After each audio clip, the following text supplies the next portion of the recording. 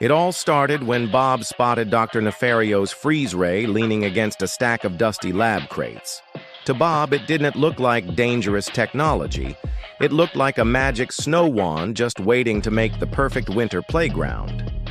Kevin agreed they could borrow it for one quick afternoon, and Stuart was already picturing the giant ice slide he could build.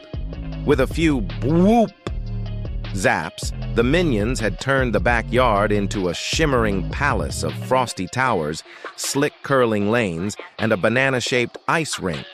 They whooped and slid, racing each other down frozen ramps, building snow minions with bottle cap eyes and making snow angels that looked suspiciously like dancing potatoes. But minions have never been good at just a little. The more they played, the more they zapped, until the freeze ray's icy beams stretched far past the fence. One street turned into a skating rink, the neighbor's mailbox glistened like crystal, and by the time they stopped laughing long enough to look around, the entire neighborhood sparkled under a layer of ice. Bob's eyes went wide. If the sun came up and found the whole block frozen solid, Gru would definitely notice, and be very not amused. They needed to melt everything, and fast.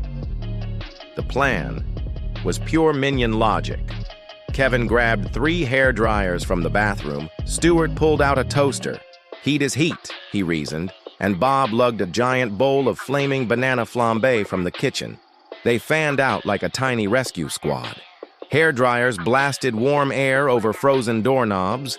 The toaster thawed out a mailbox slot, and the flambé's sweet heat melted a perfect heart shape into the icy driveway. At one point, Stuart plugged in all the hairdryers at once and tripped the power, so Bob had to run in circles holding the flambé high like an Olympic torch just to keep the melt going. By the time the first blush of sunrise touched the horizon, the neighborhood looked almost normal again, just a few stubborn icicles glittering like party streamers.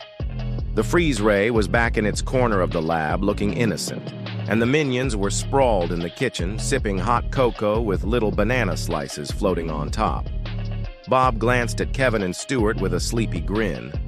Sure, they'd almost turned the whole town into an ice sculpture, but they'd also made the coolest playground in Minionville for a few magical hours.